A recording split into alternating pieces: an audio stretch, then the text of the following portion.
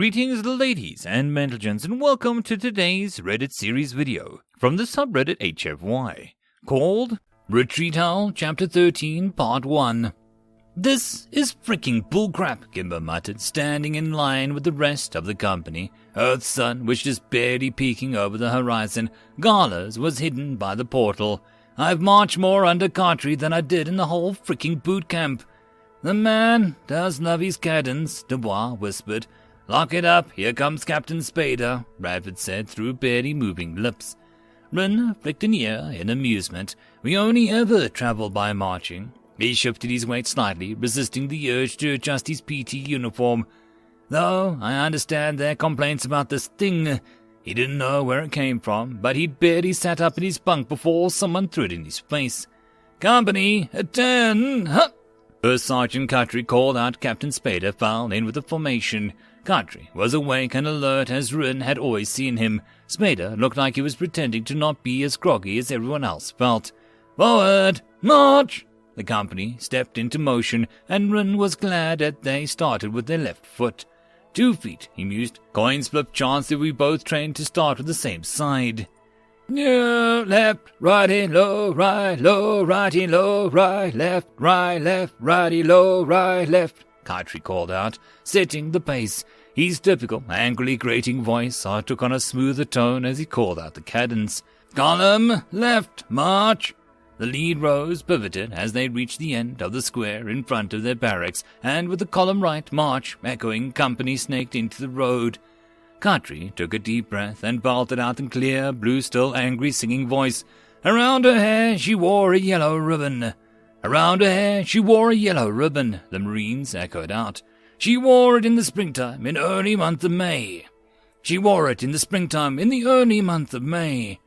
As the cadence continued, voices started groggily and croaking cleared up as they fell into a familiar rhythm. And if you asked her why the hell she wore it, Rin joined in, copying the words in English rather than relying on the translation spell. He got a few smiles and funny looks as he yelled more than he spoke, but the sing-song shouting and the cadence masked the worst of it. She wore it for the young Marine who's far, far away. She wore it for the young Marine that's far, far away. Far away, far away, far away, far away. She wore it for the young Marine who was far, far away. She wore it for the young Marine that was far, far away. Rin found the rhythm of marching feet uncomfortably familiar. The pace was slightly different from what he was used to, but he adjusted in no time. He could have kept ranks in his sleep. He had done so many times before, in fact. Even the cadence was familiar, in subject if not in tune and style, the melancholy longing of lovers separated by war, until it switched to a ribald irrelevance of the royal host officers who would never have followed. Behind the door her daddy kept a shotgun. Behind the door her daddy kept his shotgun. He kept it in the springtime in the early month of May. He kept it in the springtime in the early month of May. And if you asked him why the hell he kept it, he'd just blow that young Marine's ass away. He kept it just to blow that young Marine's ass away. Blow away, blow away. The Marine sang back with gusto, apparently enthused by the thought of being blown away by an angry father for courting his daughter. Blow away, blow away. Or maybe just any violence and destruction they're excited for. He kept it just to blow the young Marine's ass away. He kept it to blow the young Marine's ass away. The march from the barracks to the PT field wasn't long. 2 songs later, and Echo Company was filing onto a rough dirt road that ran in a big circle. It looked like it was supposed to be something, eventually, but it wasn't even half finished. Their formation slotted in between the other companies in the battalion, who were still forming up and taking roll call. Gotta admit, W.R.E muttered once they had stopped and between put at ease. Raging schlongbag that he is, First Sergeant just had us make this entire rest of the battalion look like sloppy bag of crocs. A few of the others chuckled at the thought. Rin recognized in several of the Marines from other companies looked familiar glare of one enlisted person hating another for doing more work in front of officers, where they could get bright ideas. Once the battalion had finished falling in and forming up, several Marines stepped forward and led them through the light warm-up exercises. All right, devil dogs. The battalion sergeant major stepped forward. "Since this war isn't being orchestrated by the Air Force, rather than building us a fancy PT track, our funding and resources have been focused on killing the enemy." A chuckle rippled through the formation, along with a couple hoorahs. "But fear not, your favorite activity of the day is not cancelled. We're Marines. We adapt and overcome. Instead of running on a manicured track, we will be going on a sightseeing tour of our war effort, and do laps around the base instead." The chuckles were replaced by groans. "And, for extra fun, we will be competing to see which company can call the loudest cadence during their run." The groans got worse. "Battalion, 10, hut!" Run snapped to attention, and the companies were given the order to move out.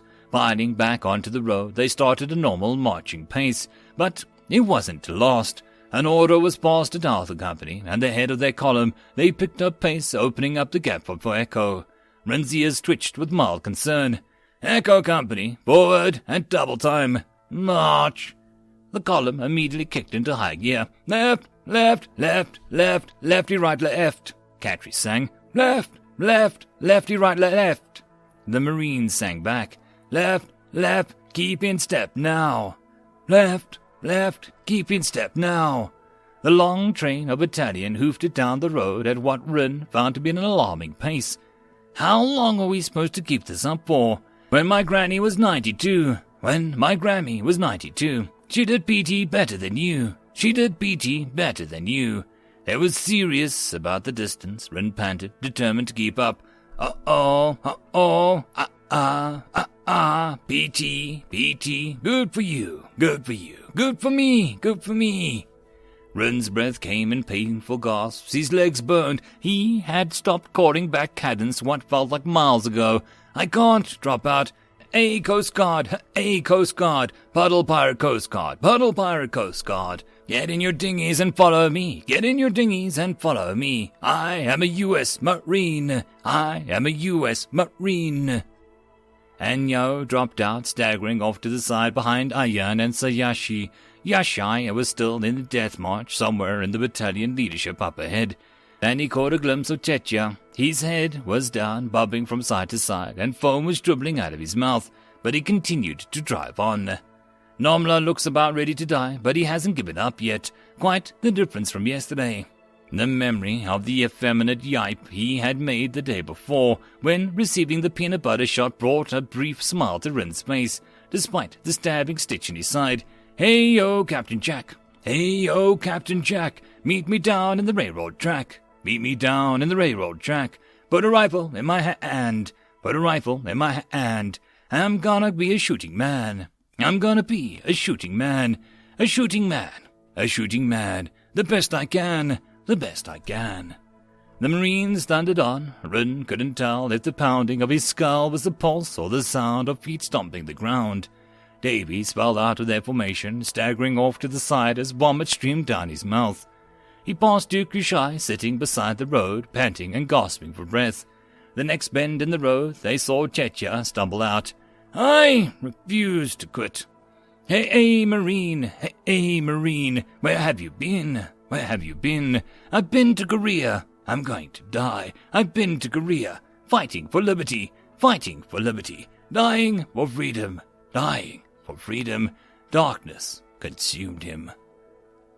"You're an idiot." Bradford grinned at Rin as he blinked at her, the ivy in his arm. "Stubborn as all freck, but still an idiot."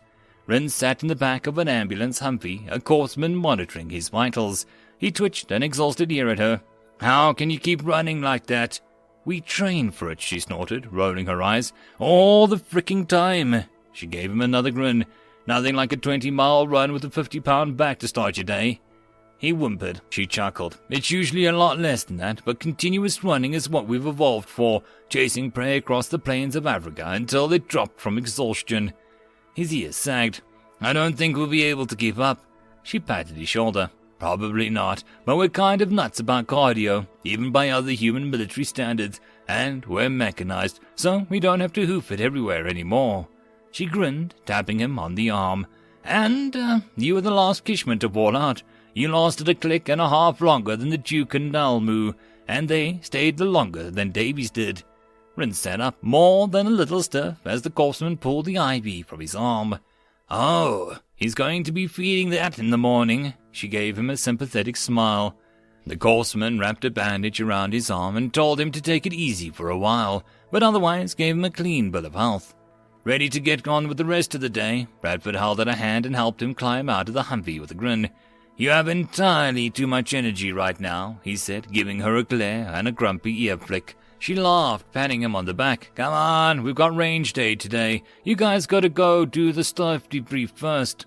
He nodded, stiffly falling a step with her. "Where is it at?" "All the way over to the other side of the base," she grinned. He whined. "Don't worry, we're taking a Humvee." "Thank the gods," he said, his ears sagging in relief. 30 minutes later, Run settled into his chair in a room that reminded him of a lecture hall, if one were built in a cheap for a couple days.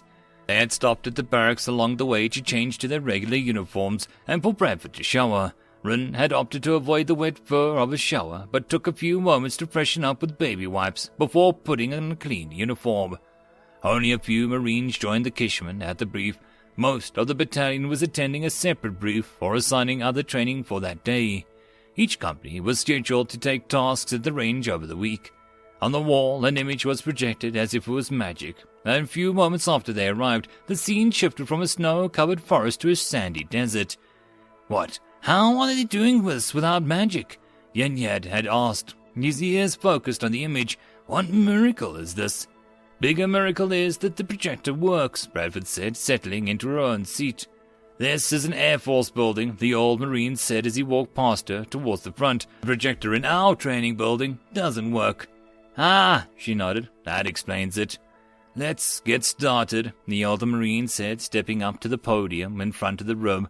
"I am Staff Sergeant Rickles, and I am one of Echo Company's small arms weapons instructors. I'll be covering basic small arms instruction here, and after lunch I'll be your range safety officer for today.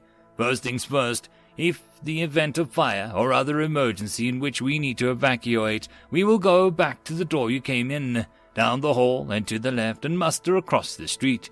If anyone gets lost or doesn't know the way, I am as flammable as everyone else, so just follow me. If we need to shelter in place, we'll secure the door, hunker down as best we can. If we come under significant attack, we'll muster back with our units, arm up and kill the enemy. Any questions?" A glance around the room revealed none. "Outstanding. Now that that's out of the way, first thing we're going to do is go over the 4 universal weapons safety rules." He clicked a small device in his hand and the projection behind him changed. The desert disappeared and was replaced by a white screen with human letters. "So long as you follow these 4 universal rules, whether you are using weapons here at work or on your own personal firearms at home, you will never have a negligent discharge." He clicked the next slide, showing a single line of human text, with the first word larger and underlined. He took a breath and then paused, eyes narrowing at the Kishman. "None of you can read this, can you?" They all shook their heads in the negative, with reinforcing ear flicks. He frowned and then shrugged. "You know what? Frick it. It helps me. I'll keep using the damn slideshow." He straightened up. "Anyway, 4 universal safety rules. Rule number 1. Treat every weapon as if it were loaded." He paced a short distance back and forth, meeting the eyes across the room, his tone loud and firm. 95% of all negligent discharges occur because people assumed the gun wasn't loaded, even though it actually was. There are countless examples of people forgetting to clear the weapon and then doing something stupid with their gun, or clearing the weapon and not realizing it, or forgetting that they put a round back in the chamber, and then doing something stupid with their gun. He made a point of looking at each Kishman in the eye. "So even if you have personally verified your weapon is clear and safe, always handle it as if there was a round in the chamber." He clicked the slideshow again, and more words appeared on the screen. "Rule number 2. Never point a weapon at anything you do not intend to shoot. When your weapon fires, death comes out the barrel. The bullet is going to hit anything and anyone standing in front of the muzzle, and they are going to have a real close and personal encounter with the Grim Reaper. So always maintain awareness and control your muzzle. It's real simple. If you don't want something shot, don't point your fricking weapon at it. Hoorah! Hoorah, Rin said, along with the Marines, earning him a few ear twitches from the other Kishmen. Rule number 3, the Staff Sergeant clicked his slide again. Keep your fingers straight and off the trigger until you're ready to fire. When you pull the trigger, the gun goes bang. If you don't want the gun to go bang, keep your booger hooks off the bang switch until you're ready to fire. Hoorah! Hoorah!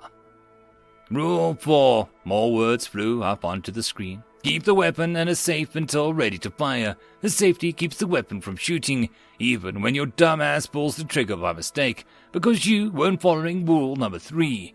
You want to maintain the weapon in safe condition as possible until you are ready to be unsafe. But don't rely on the safety alone, because crap breaks, and Old Man Murphy will make sure it happens at the worst possible time. That's why we have the other 3 rules. Hoorah! Hoorah! So that is your 4 universal rules. Treat, never, keep. Once again, so long as you follow these rules, you will never have a negligent discharge. You are required to follow these rules in the range. This is your first and only warning. If I catch any of you crapbags violating these safety rules in my range, I will Spartan kick your ass straight out of it. And you can have the pleasure of explaining to your CO why you're a freaking dumbass. Hurrah! Hurrah! He clicked the next slide, glanced at them and the Kishman. Do any of you have any idea of how a firearm actually works? Rin glanced at the other art devices and then slowly raised his hand, earning himself a look from Anyo. They work like a bean shooter, but instead of a little bean pushed out by a breath from your lungs, it's a slug of metal being pushed out by hot smoke and gas from burning powder. The sergeant made a not bad face. In a nutshell, he nodded, unlike your standard pea shooter, the bullet leaves the barrel of a gun at thousands of feet per second, faster than the speed of sound. If you get hit by one, it will ruin your day. Rickles then stepped them through the basic mechanics of a firearm, the basic function, and the cycle of operation. Most of the Kishmen leaned forward when Rickles clicked the slide that showed the moving internal parts of the gun. Even Anyo quirked an interested ear. Satisfied that they had the basic understanding of how a gun worked, Rickles shifted to marksmanship fundamentals, condition codes, and range commands. His instruction was thorough and efficient, and he had no problem demonstrating holds and carries multiple times. All right, Rickles said, clicking the projection back. Now we're moving into the hands-on portion. He gestured at an array of small arms that had been laid out while he was giving the presentation. We're going to go over the basic holds and carries and dry fire drills. Rin stood up and led the other Kishmen to the table. Under Rickles' guidance, they were all given a pistol, shown how to properly hold it, operate it, and went through several dry fire exercises. Then they walked through the same with a rifle and a shotgun. By the time they broke for lunch, Rin's head was reeling with information. Do they really expect us to remember all this, or even use their firearms? Anyo muttered at Yushai, Ayan, and Sayashi as they filed out of the room. With respect, my lord, Rin said quietly, as every soldier in the royal host is at first a pikeman, every marine is at first a rifleman. I've had to take up a pike when my mana crystals were exhausted before. Facing such a situation again, I would much prefer to pick up a rifle instead. Yes, well, some of us actually know how to conserve our mana crystals, second artificer. Anyo sneered and brushed past. I don't expect to be so wasteful. Rin's ear swept low in his skull as he glared at Anyo's back. And some of us have actually fought in this war, he thought, biting his tongue to keep himself from saying it out loud. Anyo rolled his ears dismissively as he and the other lords walked away. Officers can be dickheads in any world, can't they? Bradford asked, stepping up behind him. He snorted, waggling his ears in the affirmative. Meh, don't let him get you. He's just a deluded jerk, she said, punching him in the shoulder. Buy you lunch? We have to pay for our food, he asked, quirking an ear at her and rubbing his shoulder as he fell in step with her. Shh, not so loud, she mock-whispered. Don't give them any fricking ideas. He snorted again and smiled, keeping an ear locked on her. Penny-pinching bean counters are jerks in any world, aren't they? Fricking jerks, the lot of them, she smiled, giving him a wink. I ain't saying I'm the best shot around or nothing, Davy said, the usual twang in his voice, but I did grow up with them. It's in my blood, you might say. "Oh?" Ren asked, quirking an ear as he scooped up some of the mac and cheese. Bradford sighed, rolling her eyes. "Here we go again." She looked at Kowalski, who sat on the other side from her from Davies, and mimed the next words in the near-perfect time. "Scoo, I usually hide my accent on account of it hitting 15 to the wall with more developed places and all, but I grew up in South Carolina, yes sirree, damn near born with a rifle in my hand, and a rebel flag in the other." "Oh, stuff it, Davies," Bradford said as Kowalski snorted a bag of juice out of his nose. Kimber started thumping the back of his lanky marine as he choked and gasped for air. Ren turned his ear and raised an alarm. "Are you so fond of reminding everyone," she continued as Kowalski coughed, gasping for breath. "We've been stuck together since we left boot camp, so I know all about your backstory." He gave her a shocked look, but she waved him into silence before he could voice protest. "Your family moved from Charleston to Massachusetts when you were 3. You spent most of your life living south of Worcester." She rolled her eyes and shook her head. "You're as much of a southern rebel as I am." His shocked expression turned into a tight-faced, angry glare. "Haven't seen him throw that dirty look in a while." He worked his mouth like he wanted to say something, but the wind had been taken out of his sails, and he turned instead to glare down at his plate, scooping up a fork of macaroni for cover. "Oh, slow down the carbs there, brah," Stefan said, giving him a nudge. "You should eat more lean, trim yourself down a bit. Yeah, man, you've let yourself go while in med-hold. Not that it's back with the battalion. The corpse will get him in shape again, soon enough." Davies scowled at his plate as the others piled on as much nutrition advice as he'd piled food onto his plate. Ren flicked his ear under the earmuffs, and he'd been given the staff sergeant finished a brief review of the safety rules that they had been instructed on that morning. The acrid odor of the gun smoke twinged his nose, accompanying the staccato pop and rattle of human weapons. The hearing protection wasn't perfect, but it did make the roar of gunfire bearable. He shifted the safety glasses again, searching for a position that kept them on his face while still being some form of comfortable. The staff sergeant made sure that they were all wearing the safety equipment properly, or as close to proper as a Kishman could get wearing gear made for humans, and led them to the firing line. They were surrounded by berms of piled earth, and sheets of wood supported by stacks of sandbags seemed to be the most significant construction. Several Marines knelt in line, working through various marksmanship demonstrations for rifle and pistol. Watching them, Rin had to stifle a few yawns. The concussive thump and the crack of human weapons was exciting and something startling, but he had seen it all before, and watching other people shoot simple targets a fixed distance of wood was only so interesting. It'd be more fun if they let us shoot their guns today. After showing off their accuracy against paper targets, Marines moved to the effects demonstration. They set up blocks of ballistic gel to demonstrate penetration and damage effect, and also demonstrated effectiveness against steel plates, the human body armor, and even a few captured Alvin armor sets. Even Anya was suitably impressed by the damage the human rifles could do. Moving to another range, they were told the next demo was a handheld bombs. Bradford chuckled as she walked up several dugout pits. Grenades. Standing well back, they watched as several Marines took turns tossing Senkai-sized balls and stacks of sandbags and frames of slatted wood. The sharp bang of explosions thumped Rin in the chest, even from where they were standing, nearly 50 tails behind the Marines throwing the grenades. Yashai dipped his head. "These humans have impressive destructive power that even a common soldier can throw around." "And that's just what they throw," Bradford said, unslinging her rifle as the Marines downrange evacuated their pits and moved behind them. As the range master's command, she loaded a shell into the fat tube slung under her barrel, put the weapon on her shoulder, and fired. With a heavy thwomp, another fruit-sized ball was flung from her weapon, traveling slow enough that he could actually see it. It struck the ground 150 tails away, kicking up a cloud of dust from the loose soil. 3 more thumps, and 3 more shots blasted the targets. Reslinging her rifle, Bradford smiled back at the incredulous look some of the Kishmen were giving her while they waited for the Marines to retrieve their targets. "These holes are minuscule," Anyo said, fingering a tear in one of the heavy paper targets.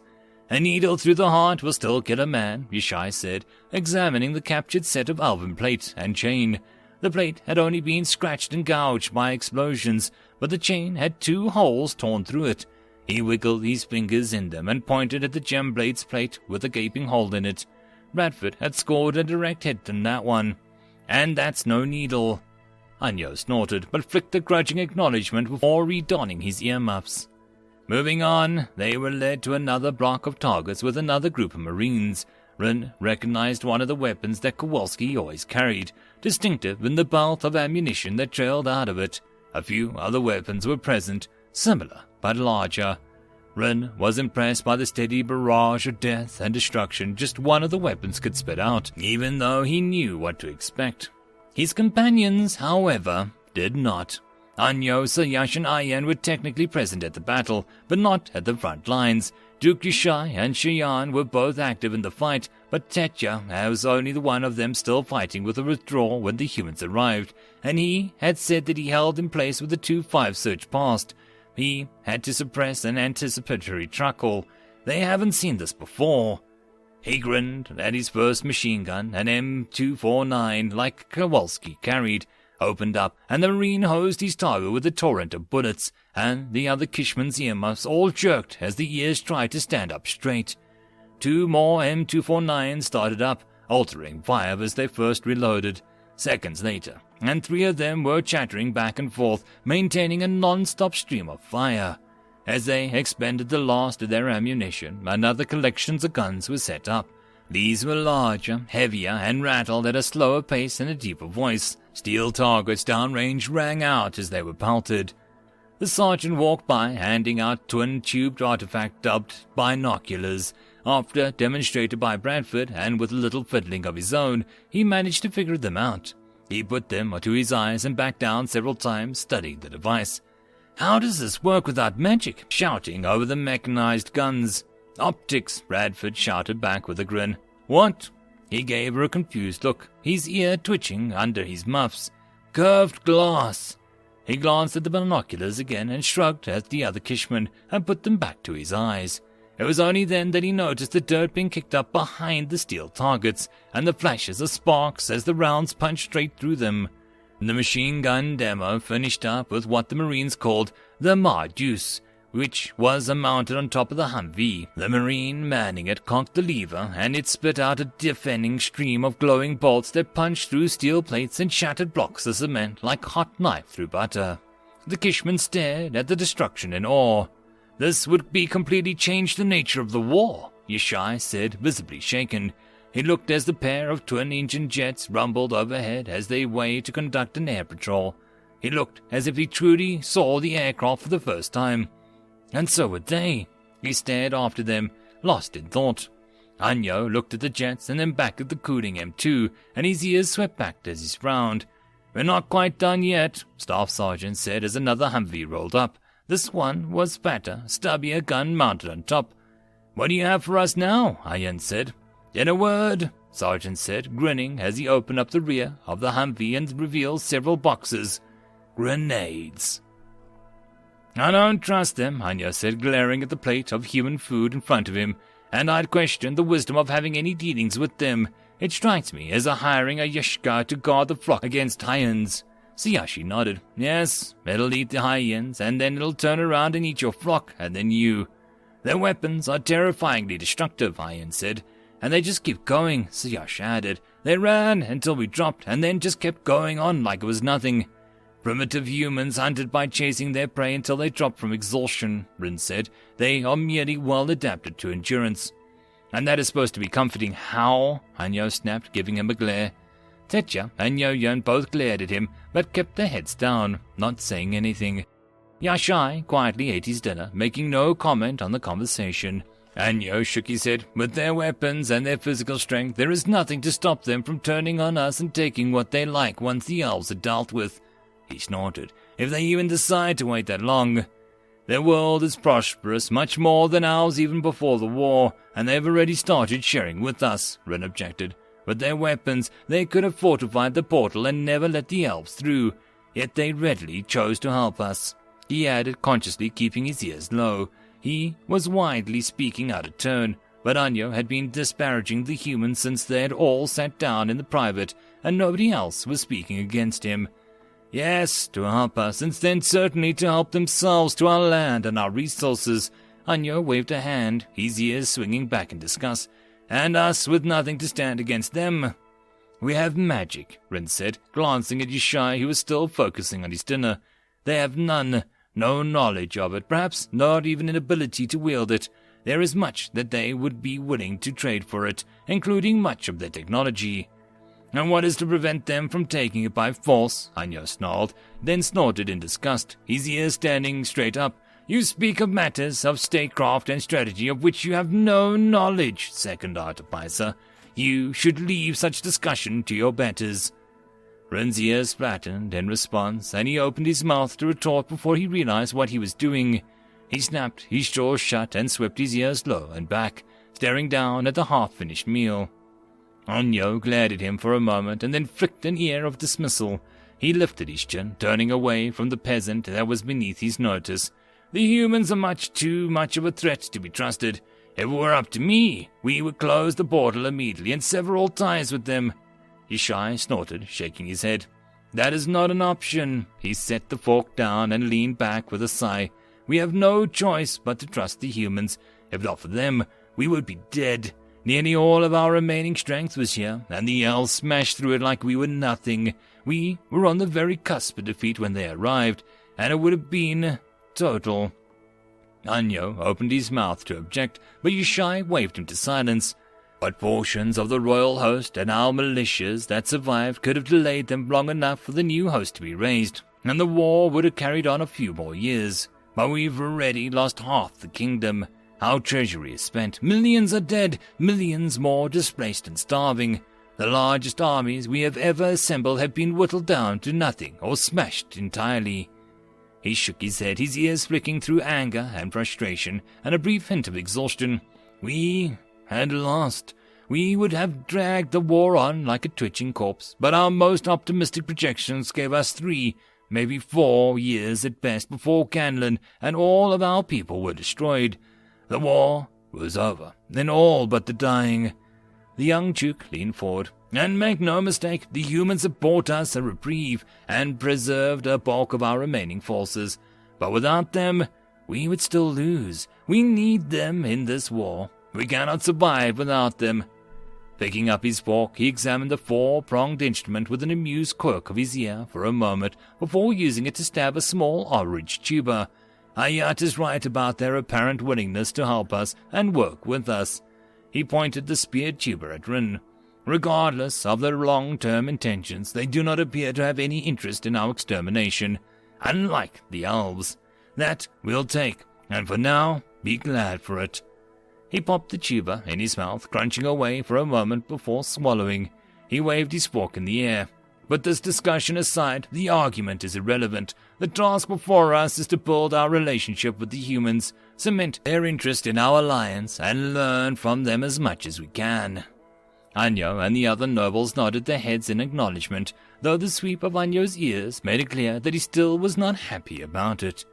Yishai finished munching on another tuber. To that end, we must prepare our demonstrations for tomorrow. Tetya, I'm told that, though your technique is raw, you have channeled remarkable amounts of mana on the battlefield. It seems you would be our best demonstrator of brute offensive spells. As you say, Your Grace, Tetya said, his normally brash attitude demure and presence of such an exalted nobility. And Yishai nodded at him. It is my understanding that your particular talent for shield work has earned you the nickname amongst the humans. Yes, Your Grace, Rin said with a nod, his ears swept low. Excellent, Yishai grinned. A ragged volley of shard bursts flashed and whined over the scraped earth, ripping holes in paper, mostly. Ayan's shot punched through the wood frame of his target, just missing the paper, and Siyashi's shot struck the ground directly in front of him, kicking up a cloud of dirt. A half-second after the main volley, Anyo's shot pulsed out, striking the center of the target 150 taels away. Ceasefire! Ceasefire! The range master called. Clear your weapons and bench them. Rin pulled the mana crystals from his staff and set them on the ground in front of him. It couldn't discharge without an artificer to activate it, but he understood the humans' caution. They handle their own weapons with the same care. The line is called. You may relax your eyes and ears. Shooters, go down the range and collect your targets. Rin stepped forward with the other artificers, walking down range to retrieve his target. There wasn't an abundance of junior Marines to do the task for him at the moment. When they returned, the targets were laid out and the Marines to observe. Most of them had holes scattered across the silhouette, though Rin's pattern was concentrated in the center. Anyo's target had a hole where the center used to be, though he had always taken an extra second or two to take his shot, Rin noted to himself. Mine always led the volley. Not bad, the gunnery sergeant Valdez. He was a range OIC from Delta Company, who were the range of the day. You definitely dropped off accuracy faster than a rifle with iron sights past 100 meters, but you're about on par at 100 meters or less. The officers sent on the ONI to observe the Kishman demonstration nodded, but made no comment. Dude, we should totally get them a red dot or an ACOG, one of the Marines suggested, eyeing the staves. Shouldn't be too hard to bolt the Pictani to those things. Oh, dude, get a laser sight or a flashlight, too. Yeah, and add an M203 and hit him with the pew-pew and then a boom. Boys, Bradford said, shaking her head, you're thinking about this all wrong. They can do boom already. She paused for effect. Chain swords. Yeah. Rin shook his head as the Marines started a competition, one-upping each other with increasingly absurd things to mount to a starve. All right, first squad's all finished with our little makeshift dynamic range and got all set back up for you guys. Valdez said, who's up first? Artificers briefly exchanged glances and then Yen raised her hands. His tail flicked back and forth in excitement. I'll go. Right this way. Rin walked over to Tetja, giving him a nod. Hey, I noticed your spell structure of your starburst was a bit different from the standard. You bled a lot more energy, and it looked like you just piled on layers of cohesion and made up for the loss by dumping in more mana.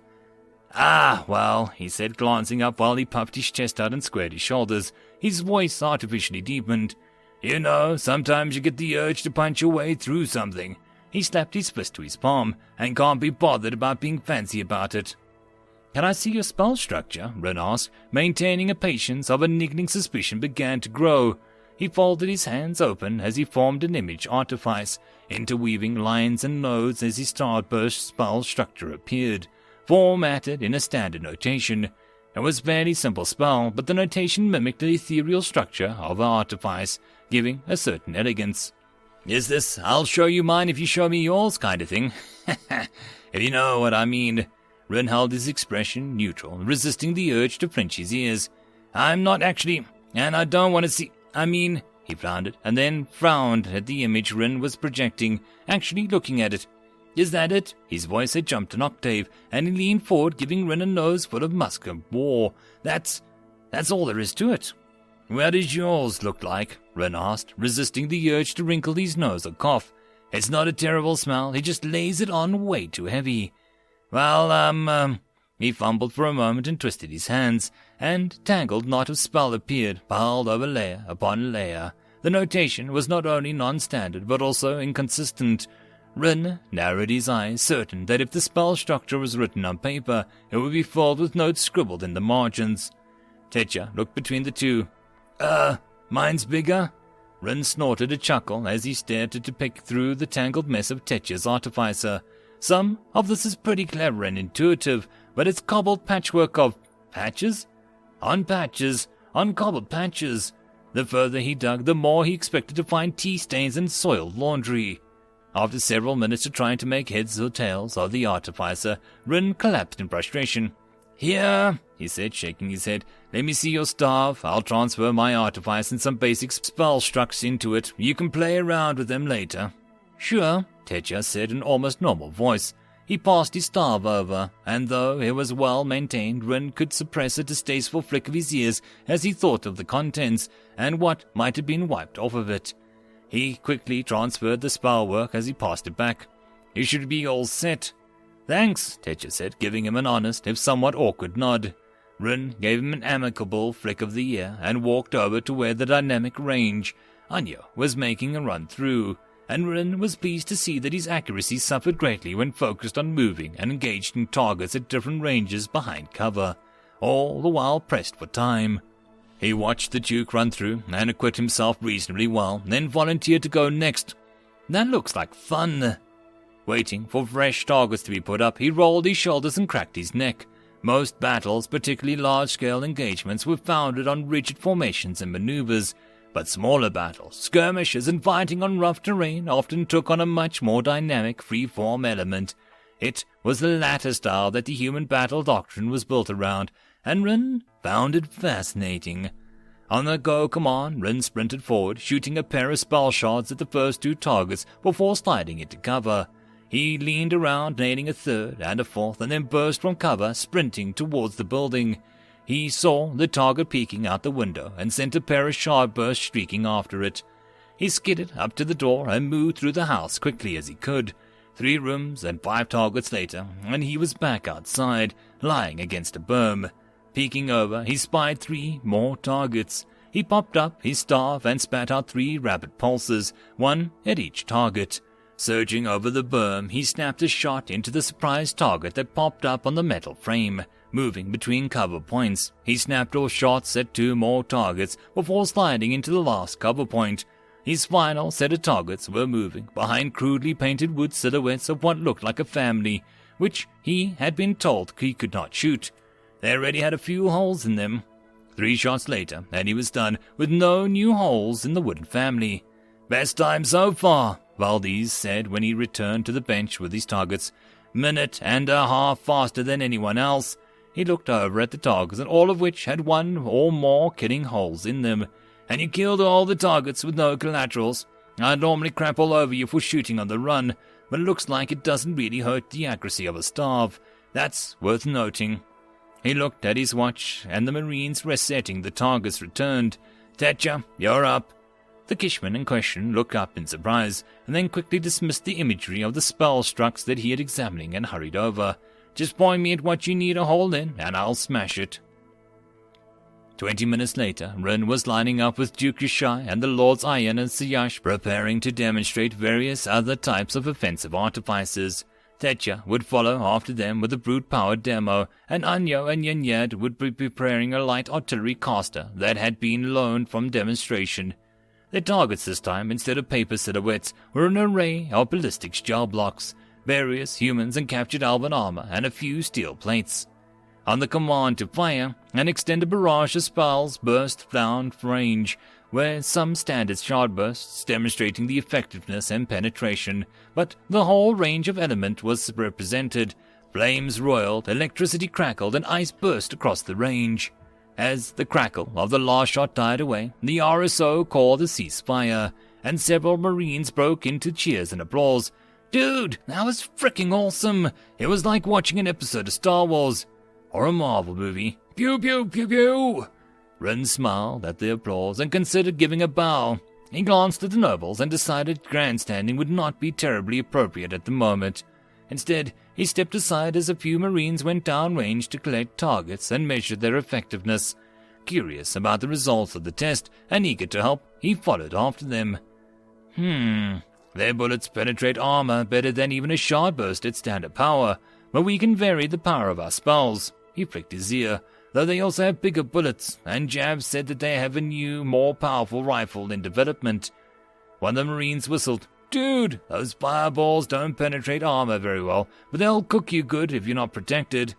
"And even if you are," another Marine said, pointing at the charring splash across the targets, "they'd melt through anything that isn't ceramic or metal well enough." The third Marine said. "The ice doesn't penetrate for crap," the first Marine said, "but where it does hit is frozen fricking solid." He snapped a few pictures.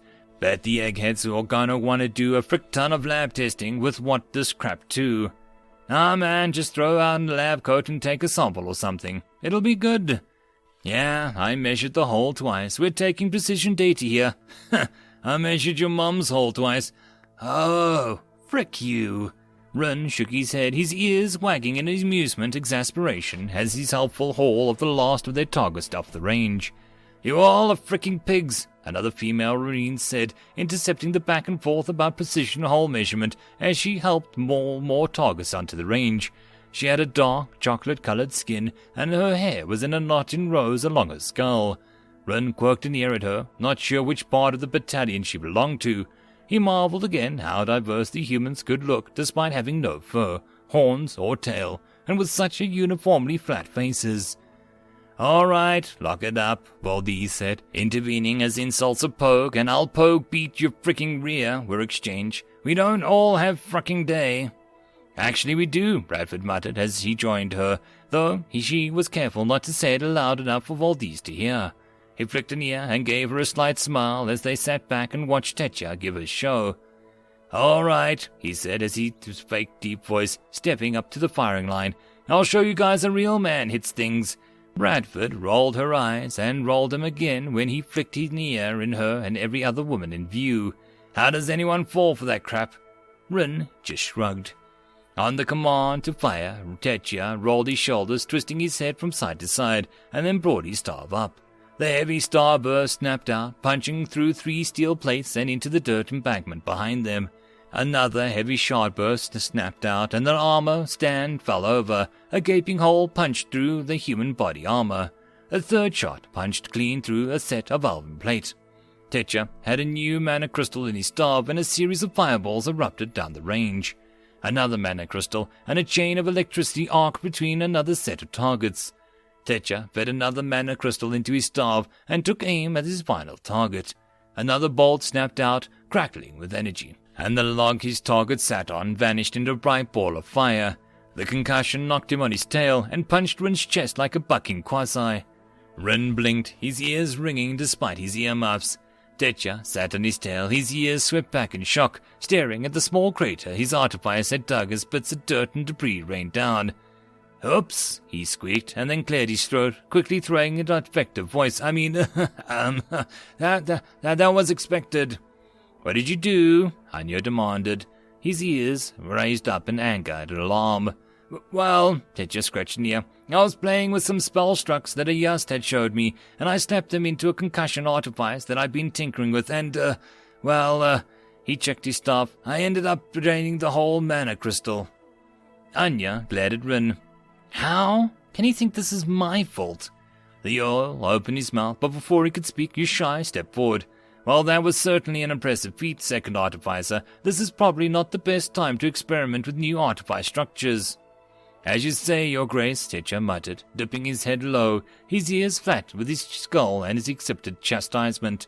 "At least warn us next time before you fricking damn near blow up the range," Valdez said. Tetya nodded, seemed to shrink in on himself a little. "Can you do something like that?" Bradford asked, leaning into a whisper.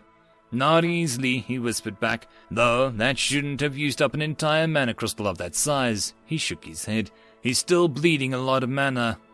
Leaving a few Marines to clean up the targets from Tetya's demonstration, they shifted over to the 200-meter range.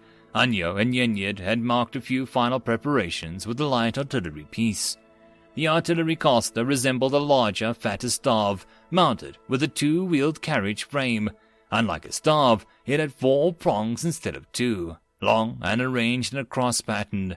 3 bands of gold wire connected the prongs, making them resemble a diamond-shaped barrel, and a large crystal was embedded in the main body, centered between the roots of the 4 prongs. Gold and platinum wire and bands wove down the length of the main body, which was a cylinder of carved and fitted wood, to the mana crystal chamber near the rear. The end was capped with a fitment where the spell frames would be slotted in, depending on the type of artifice being projected. Rin had only half listened to Anyo's condescending layman's description of the light artillery piece. He was not an artilleryman, but in general artificer training included base concepts and enough foundation that he could help operate one if needed. He watched Yenyed attach the spell frame and load mana crystal from a crate that he wished that they had on the battlefield. With good spell frames and proficient handlers, they could have fed the battery for a week straight with those in the box.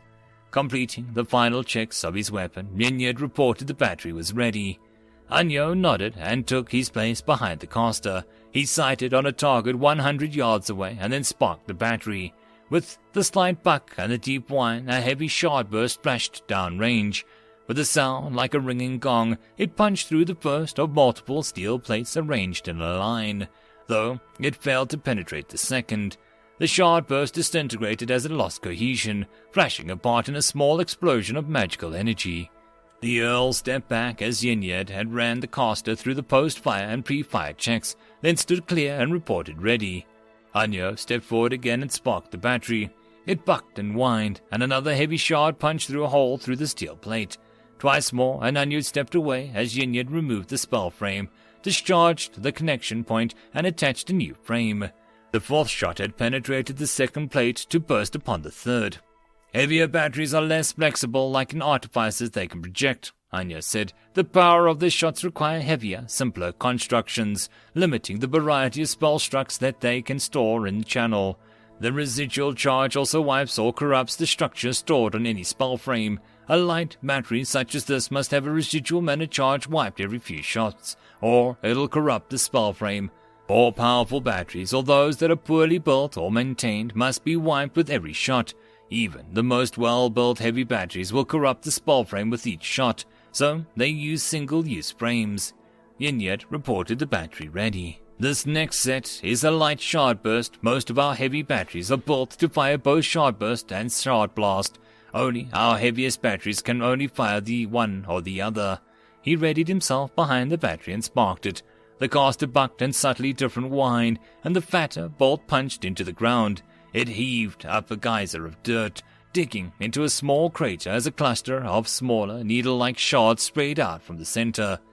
Yinyad checked the caster again, and the next shot burst in midair between the group of targets, peppering them with the smaller shards. Yinyad stepped back, and Yinyad began the process of swapping the spell frames again. Yinyad is the battery captain, Rin said, leaning in to mutter to Bradford. He has to know and be able to do everything he is doing, but none of it requires an artificer. Only sparking the battery does. He nodded at the frames. He's also using 4 frames that even the barest artificer can spark. He and Lord Anyo both can use partial frames, forming the rest on the fly. They're easy to set and more durable. Is he being lazy or underselling? She whispered back. He frowned. I don't know. He paused, reflecting on the limited selection of artificers Anya had demonstrated and his trouble with timing. He quirked an ear. Maybe neither, he flicked an ear at the Earl when she raised a questioning eyebrow. I'd have to look at the staff to be sure, but he might only be a sparker, barely able to project anything. But he's thrown out some pretty impressive spells, hasn't he? She narrowed her eyes, her nose scrunching up a little. Nothing that couldn't be done with spell frames built into his staff. It's not cheap to do that, especially when something that lasts, but, he's an Earl and can afford it, she nodded, and eyed Anyo as he settled behind the battery to demonstrate a few fireballs. Does that have any significance for anything? Rin shook his head. Only for his vanity. It does explain why he's an artillery, though, and not something a bit more glory-heavy. She nodded and then tilted her head. If you can make spell frames that throw out spells like that for just a sparker, if we could develop a mechanism that lets someone without magic spark a spell frame, we can make a spell gun we could use. They already exist, he said after a series of fireballs blossomed across the range. Naval artillery batteries have them, so any of the crew can spark them. They are incredibly complex and expensive to make, though, as cost more than batteries themselves. Huh, she raised both eyebrows. We would probably pay a lot to get our hands on a couple of those. He nodded and flicked an ear at her. We would probably ask a lot to give any up. Magic is the one advantage we have, our single point of leverage. It would be foolish to give it up lightly. He flicked an ear at Anyo. He would have nothing to do with any of you. Is his a popular opinion? She asked, raising an eyebrow at him. Rin snorted with a flippant slick of his tail. Fortunately for all of us, he does not decide policy or strategy. Thunder boomed across the range as the caster spat out a volley of thunderbolts. Good, 'cause we're awesome, she winked at him and then sighed. Well, most people are pretty decent, anyway, she frowned. I have no doubts that there are plenty of Americans who don't want anything to do with you either. Is theirs a popular opinion? He asked, quirking an ear at her. She shrugged. I don't really know, but fortunately for us, they're not the ones making decisions on our side. He snorted. Maybe we should lock them in a room together. They could be friends. Ha! She grinned, bonding over how much they hate each other.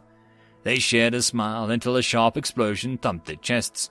Bradford looked at the range and then small column of dust billowing up.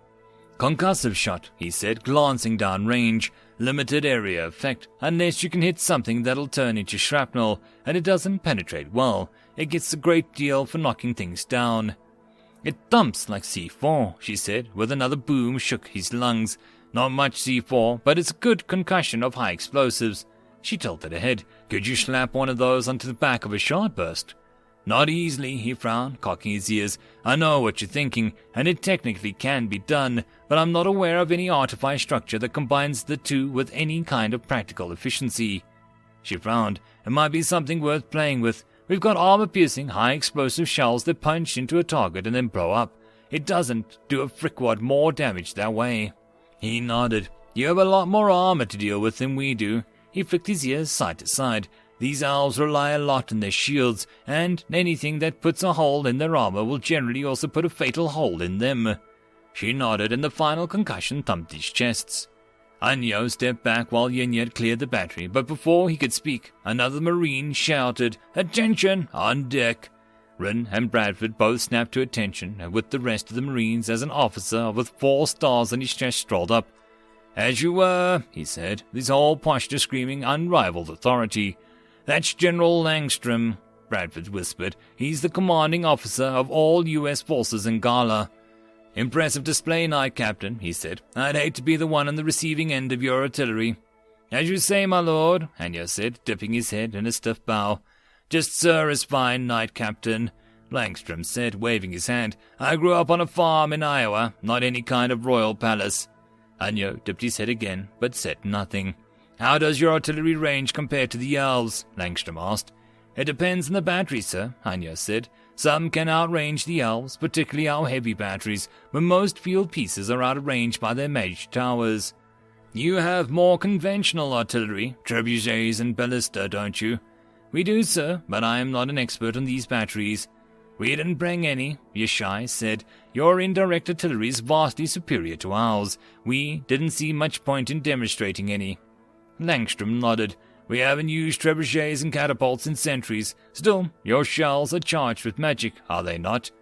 "They are," Yeshai said. "Their range is limited, and their artifices are a bit different, but they can be nearly as powerful as our heavy casters, even without considering the kinetic impact."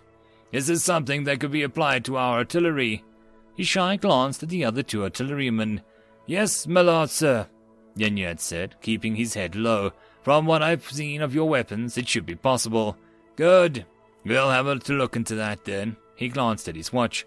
"Gentlemen, I'd love to stay for the rest of the demonstration, but I don't have the time." He looked at the Marines and artificers. "Keep up the good work. We've thrown the Keeblers on the back foot, but the war is far from over yet.